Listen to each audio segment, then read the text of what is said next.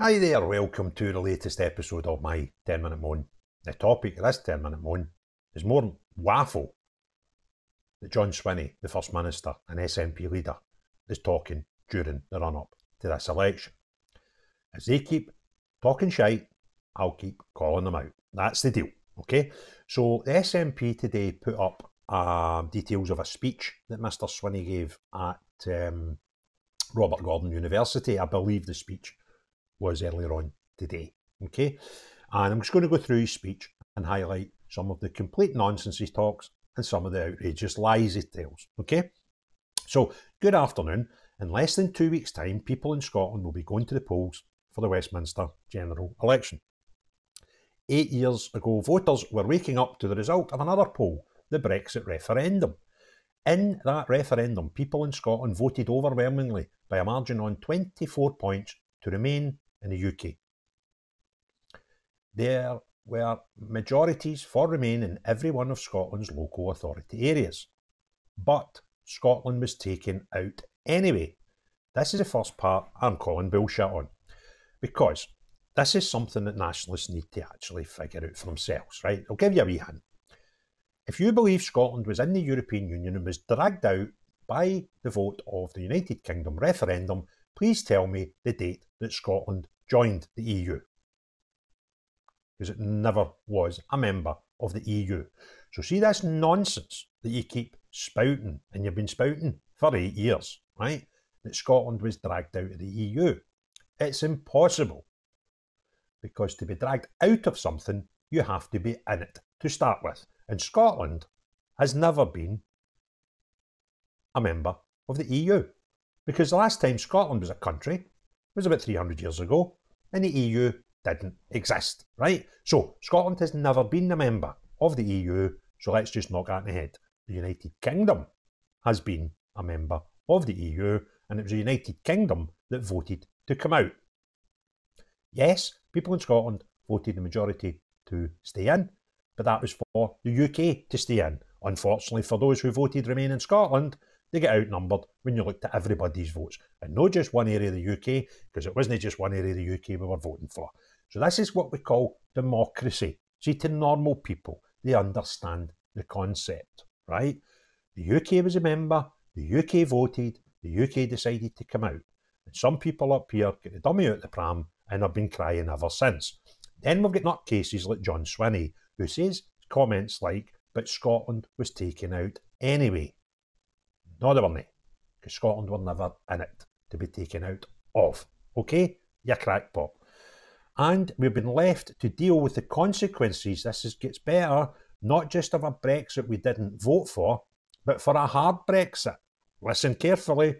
Our businesses have been taken out of the huge European single market. We've lost access to the EU Customs Union and its trade deals. This is point 2 I'm going to call bullshit on, because people that know the truth will realise you're talking absolute shite again, right? Because in March 2019, the UK government at Westminster had a discussion about remaining within the trade union of the EU, which would have given us a trade deal with Europe, okay? The vote was very, very close. I think it lost by about 7 votes. And if those 7 votes had been in the favour of, yes, we want a trade union, you would have had your EU customs union with the EU and the trade deals that entails. However, this is a bit that the nationalists keep forgetting. On that day of that vote in Westminster in March 2019, the SNP abstained. They failed to vote. If they had voted for what they've been telling us for 5 years they wanted, and that is a deal with the EU, customs deal with the EU, all they had to do was vote for it. But they didn't.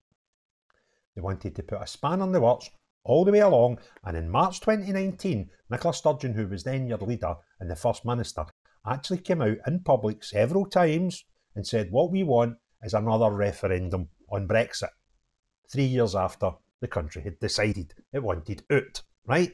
So you were playing politics. And what you done was you ruined the chance of a deal, a trade union deal with the EU by abstaining. Every single one of your members did that day. If they didn't, you could have exactly what you wanted. But that's no good to the SNP, because then you've got nothing to moan about. So the reality of us as the United Kingdom having no trade deal with the EU stands firmly on the shoulders of your mob, because you didn't want it. And now you're greeting in your manifesto and greeting in your wee speech today at the university how this is a terrible thing. If you wanted it 5 years ago, you'd have had it. But you didn't. So stop talking shite. Okay? Where are we? Freedom of movement has ended. No, it's not. I can actually move to Spain tomorrow on a deal, right, which is called the electronic passport, where I fill the criteria that enables me, as someone who works on the internet, i.e. this channel, I've actually filled the criteria that I could get a guaranteed accepted European, non-EU, right, digital passport and work in Spain. Here's the beauty of that. That facility is open to anybody in the world who doesn't live in an EU country. So, freedom of movement hasn't ended. Freedom of movement is actually just changed. And for someone like myself, who I do have other responsibilities here, all right? But if I didn't have those responsibilities, I could move to to Spain tomorrow. If we're part of the EU, I couldn't do that. Now, there are other ways where British people can get into all the EU countries and work. It's just a bit different if it was. So see this bollocks about freedom of movement has ended. No, it hasn't, right? A truly disastrous outcome for Scotland with our distinctive population challenge. So what you're talking about is movement in. I'm quite happy with that. That was the Tory hard Brexit imposed in Scotland. No, it wasn't. That was the Tory hard Brexit imposed by the SNP by failing to vote. You absolute crank, right? Keir Starmer says, just like Boris Johnson did, that he wants to keep both Scotland and the UK out of the EU. That's fantastic. Do you know why Keir Starmer and Boris Johnson say the same on that? Because that's what the British people voted for. And they too, unlike you, are obviously willing to accept democracy. And they want to keep them out of the custom union. Again, you could have kept us in the custom union, but you decided that was not what you wanted. His deputy, Angela Rayner, has gone further. She said during this campaign that Labour will never, never rejoin either the EU or the single market. Fantastic. That's great news, because that's what politicians are paid to do. Follow the democratic will of the UK population, which was voted on, and we decided to come out there, right? Given the damage that Brexit has caused, it's absolutely astonishing that none of the Westminster parties are interested in repairing that damage. That damage that I must repeat for the third time was caused by you and your party, because you decided to abstain when the UK Parliament had the chance to vote for a trade union with the EU. These are good at this part, I'll give you that, where you create an issue and then you blame somebody else and say that's bad, right? Just do it all the time. Just like you're about to do when you get less than the majority of the seats at Westminster, and then you'll still demand that, we should have a referendum. Although you're putting your money on, you're putting your stall out by saying, if Scotland votes for SNP in the majority of the seats, Scottish seats at Westminster, that gives you a mandate for a referendum. I've already spoke about this, you could do that with about 30% of the vote. So Westminster wouldn't give you what you're asking for. And then you would go, oh, they're terrible, them at Westminster doing it again, denying the democratic right of the Scottish people. A lot of bollocks.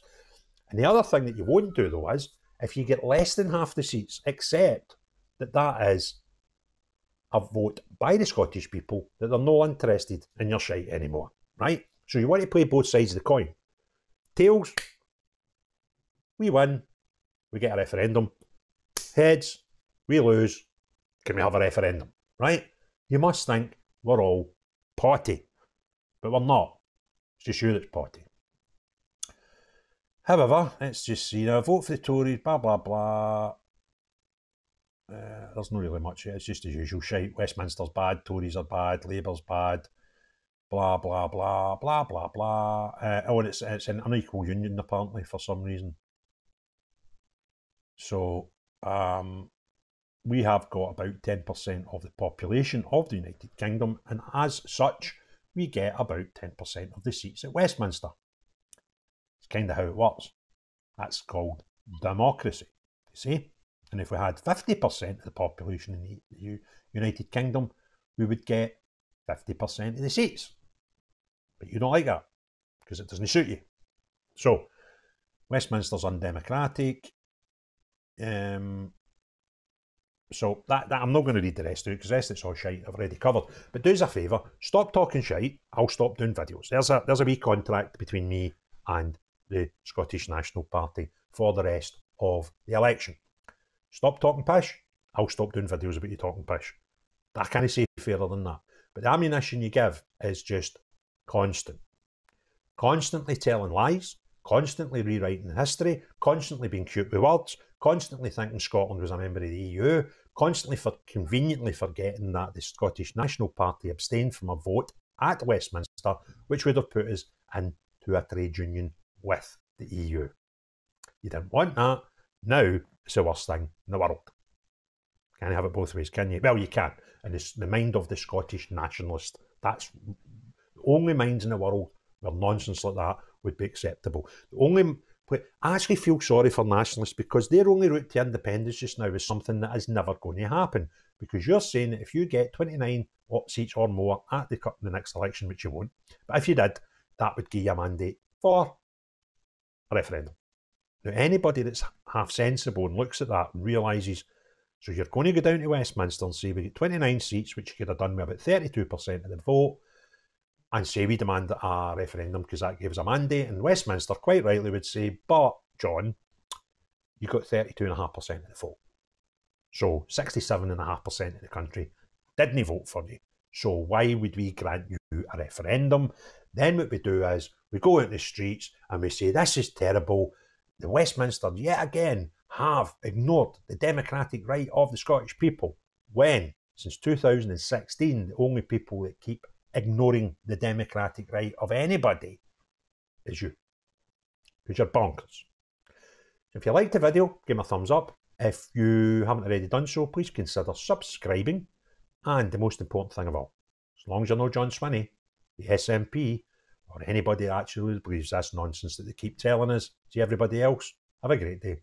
Cheery bye now.